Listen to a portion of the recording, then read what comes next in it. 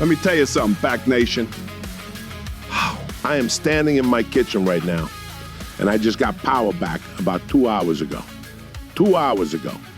I spent 3 days in this house with no heat, no lights, candles on the kitchen table like it is 1894. My wife, Darlene, wrapped in a blanket, giving me the look that says, figure something out, and do not mention the Green Bay Packers while you do it. 30 inches of snow outside. 30. The power poles down the road got snapped in half by the wind like matchsticks. Drips in the front yard up to my chest. My daughter thought it was the greatest thing she had ever seen in her 11 years. She said we were like pioneers. We were not like pioneers. We were cold, miserable, and I could not charge my phone for 3 days. Now, my neighbor, Gary Pletcher, you've heard me talk about Gary. Gary runs a snow removal business. Plow on his truck, contracts up and down the whole neighborhood, been doing it for going on 14 years. Snow does not rattle Gary Pletcher. So when I finally dig myself out enough to see across the street, Gary is standing in his driveway with the look I have never seen on that man.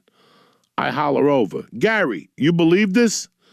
And Gary, 14-year veteran of Wisconsin winters, slowly shakes his head and says, Sal, I did not see that one coming. Gary did not see it coming. The worst storm is the one that was not on the radar. At least when you see it coming, you prepare. You salt the driveway, you button everything down. But when it hits out of nowhere, 30 inches in 36 hours, 50-mile winds, you are not ready. You are standing in the middle of it going, what do I do now? Pack Nation, sit with that. Because this Green Bay Packers football team just got hit by that exact same kind of storm. Take me back to week 13. We are 9-3-1. 9 wins. Jordan Love is playing the best football of his career. Micah Parsons, the man we gave up Kenny Clark and 2 first-round picks to get, is out there demolishing offensive lines every Sunday like it is his personal mission. The NFC North is right in front of us. Top seed being whispered about. Even my neighbor Tomek works at the paper mill, watches 400 movies a year, cannot name one linebacker on this roster. Even Tomek is coming over, asking about the Super Bowl. When Tomek catches the fever, brother, you know every house on this street has caught it. And then my daughter, she comes home from school and goes, Daddy, are the Packers going to the Super Bowl? And I looked at that 11-year-old child and I said, baby, it is looking real good. I know. I am 43 years old. I still have not learned the one rule. Because then comes week 15, Denver, and Micah Parsons goes down on the turf holding his left knee.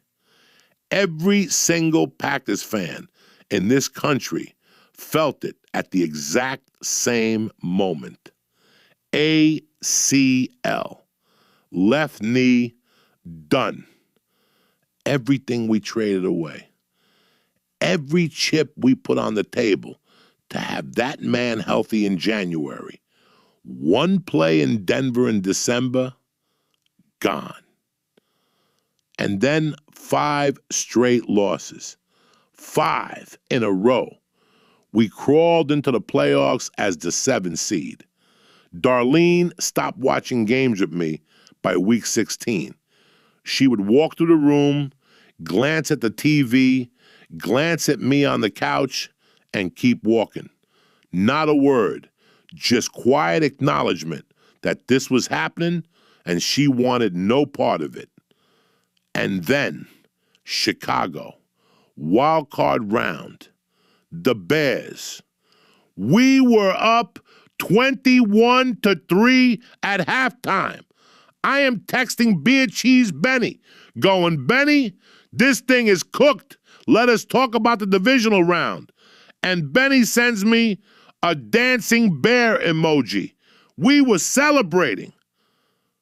And then 4 straight punts in the second half. 4. They scored 25 points in the fourth quarter, drove the field, took the lead with 1:43 left. Jordan Love threw the Hail Mary to their 23-yard line. It hit the turf. I did not sleep that night, not 1 hour. Darlene came out at 2 in the morning. I told her I was fine. I was not fine. I was a 43-year-old man in Peshtigo, completely undone by a football game. She knew it. She went back to bed. Here is what I need you to understand, Pack Nation. It is not just a loss. I can handle a loss. What I cannot handle is what that loss revealed, because we are used to certainty. Favre gave us certainty. Rodgers gave us certainty. We wake up every August and we know what we have. And right now, there are questions everywhere I look, and we are going to get into every single one of them. Let us start with the coaching staff. Rich Bisaccia, our special teams coordinator, stepped down in February. Special teams have been rough for years. Everybody knows it. But losing a coordinator mid-off season means you are scrambling, running interviews, trying to find somebody to fix a unit that has embarrassed this franchise for half a decade. And we hired Cameron Acord, brand new to this level, never run an NFL unit as head special teams coordinator before. I hope he is the answer. But Pack Nation, I need to see it to believe it. And that is not even the biggest question mark. Jeff Hafley is gone, our defensive coordinator, gone to Miami as their head coach. You cannot blame the man, but we brought in Jonathan Gannon to replace him. Gannon is an unknown in this system in a year where we have no margin for error. And then there is LaFleur, Matt LaFleur. I want to be fair. 76-40-1 in the regular season. 6 playoff appearances in 7 years. He developed Jordan Love into a franchise quarterback. But 3-6 in the playoffs, Pack Nation. 3-6. Never won more than 1 game in a single postseason. Never been to a Super Bowl.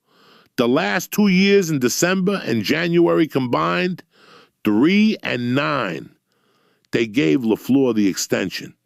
I understand why, but the leash is short. Ed Policy has made it crystal clear. 2026 is not a runway year. It is a prove-it year.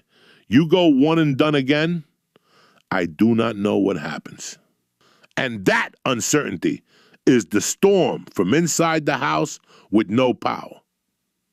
And Gutekunst, 2025 free agency was a bust. The draft class gave us almost nothing. We have no first-round pick. We traded it for Parsons. I am not blaming Goody for the ACL, but the margin for error has never been thinner. And Adam Stenovich at offensive coordinator, you tell me what happened on those 4 punts in Chicago.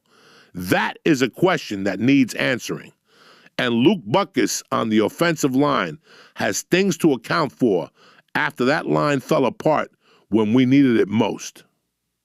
Every question mark stacks on top of the last. Before you know it, you are buried. You know where I figured all this out? Day 2, no power. Kitchen table in the dark. My daughter has built a blanket fort in the living room, and she is absolutely thriving in there. She pokes her head out. Daddy, are you thinking about the Packers? I said, no. She said, you are making the Packers face. She is 11 years old. She already knows my Packers face. I do not know what that says about me, but it is probably not good. But here is what Gary Pletcher did when the storm hit.